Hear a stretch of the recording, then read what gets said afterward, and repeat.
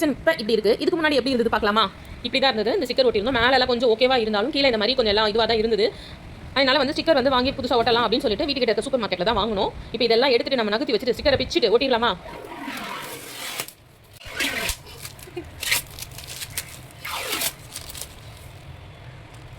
நான் இப்போ தான் கட் பண்ணேன். ஒட்டி ரொம்ப நாள் ஆச்சுன்றதுனால பிக்கிறது கொஞ்சம் கஷ்டமாக தான் இருந்தது. ஓரளவு பிச்சுட்டு அப்புறம் என்ன பண்ணோம், சோப் வாட்டர் வச்சு ஸ்ப்ரே பண்ணி கொஞ்சம் நேரம் விட்டுட்டோம் அந்த கேப்லலாம். அப்போ கொஞ்சம் ஓகேவா இருந்தது. அப்புறம் அவ்வளோத்தையும் நல்லா சுரண்டி எடுத்துட்டு ஃபுல்லாக சோப் போட்டு ஒரு வாட்டி நல்லா கழுவி விட்டு தொடச்சிட்டு இந்த ஸ்டிக்கர் தான் ஒட்ட போகிறோம். கொஞ்சம் மைல்டாக இருக்கட்டும் கலர் அப்படின்னு சொல்லிட்டு இதை ஒட்ட போகிறோம். பொண்ணு கடை ஈஸியாக ஒட்டிட்டா. நான் வந்து அந்த பக்கம் எல்லாம் கழுவ வேண்டியதெல்லாம் கழுவி அதெல்லாம் க்ளீன் பண்ணிட்டு இருந்தேன். அந்த டைமில் இவங்க வந்து இந்த பக்கம் ஒட்டியாச்சு. ரொம்ப ஈஸியாக இருந்தது ஒட்டுறதுக்கு. சில நேரம் கஷ்டமாக இருக்கும்.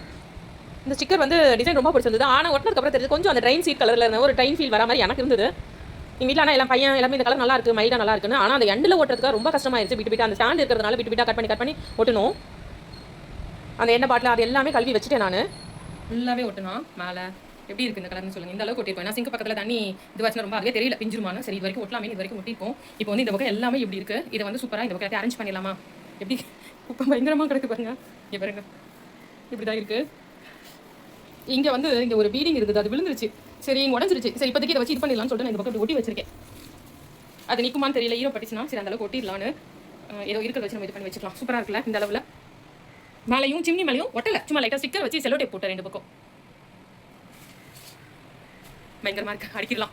அப்புறம் கொஞ்சம் இருந்ததில் கிச்சன் வைக்கிற அந்த கபோர்டு இந்த டப்பாவில் கொஞ்சம் ஒட்டி வச்சுட்டேன். பார்க்கறதுக்கு அழகாக இருக்கும். இதுலேயுமே ஒட்டிட்டேன். இது வந்து இந்த மாதிரி வைக்கிறது மேலே இந்த மாதிரி வச்சுட்டு இப்படி வைக்கிறது சரி ஒரே மாதிரி இருந்தால் பார்க்கறதுக்கு அழகாக இருக்கும் இல்லையா? அதனால நீங்களும் ஸ்டிக்கர் ஒட்டினா இந்த மாதிரி டப்பால் எல்லாமே ஒட்டினா கூட பார்க்கறதுக்கு அழகாக நீட்டாக இருக்கும். முடிஞ்சதா வேலை? முடிஞ்சது. க்ளீன் பண்ணியாச்சு. உனக்கு தான் அதிகம் வேலை, க்ளீனிங் தான் என்னோட வேலை. போட்டுட்டு வரேன். இப்போ போட்டுட்டு வந்துட்டு அதாவது என்ன இடத்துல இருக்குமோ அதெல்லாம் கரெக்டாக அரேஞ்ச் பண்ணிடலாம். அந்த ஸ்டாண்டெல்லாம் அந்த ஸ்டிக்கர் சும்மா ஒட்டலை மடிச்சு வச்சுட்டு ஸ்டாண்டெல்லாம் கழுவி வச்சிருந்தேன். பேப்பரெல்லாம் போட்டுட்டு என்ன அடுக்கணுமோ அதாவது இடத்துல அழகாக அடிக்க ஸ்டிக்கர் ஒட்டிட்டேன். இதில் நல்ல என்ன சமையல் என்ன கத்தியெல்லாம் எடுத்து வச்சிருக்கேன். டிகாஷன் ஊற்றுறது. அப்புறம் இதில் வந்து சக்கரை, டீ தூள், காப்பி தூள், பூண்டு, மசாலா, இது கரம் மசாலா எல்லாமே அதாவது தாளிக்கிற அந்த பட்டை கிராம்பெல்லாம் இந்த டப்பாவில் ஒன்னடியாக போட்டு வச்சிருப்பேன். அப்புறம் இதில் கல்லுப்பு, இதில் தூளுப்பு, இதில் காஞ்ச மிளகா.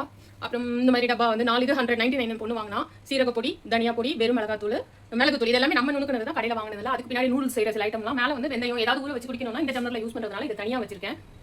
சூப்பராக எல்லாமே அரேஞ்ச் பண்ணி எல்லாம் அடுக்கி முடிச்சதுக்கப்புறம் லுக்கு இப்படி தான்ப்பா இருக்குது. எனக்கே நல்லா ஒரு நீட்டாக இருந்தது. கிச்சன் எப்படி இருந்தாலும் நம்ம வச்சுக்கிறதுல தான்ப்பா இருக்குது, நீட்டாக இருக்குது. சின்னதாக இருந்தாலும் கபோர்டு இருக்கோ கபோர்டு இல்லையோ என்னென்ன நம்ம அரேஞ்ச்மெண்ட்டோ அது கரெக்டாக ப்ராப்பராக இருக்கிற இடத்துல நம்ம எப்படி நீட்டாக சுத்தமாக வச்சுட்டா கிச்சன் ரொம்ப நல்லாயிருக்கும், பார்க்கறதுக்கும் நல்லாயிருக்கும்.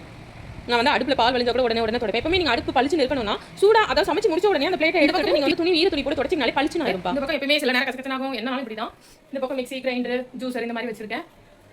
அப்புறம் மக்கா கப்பு எல்லாமே இங்கே தான் இருக்குது. தட்டு இந்த மாதிரி சிங்கில் பாத்திரம் எதுவும் சேர்க்கல. க்ளீன் பண்ண எல்லாத்தையுமே கழுவி முடிச்சாச்சு.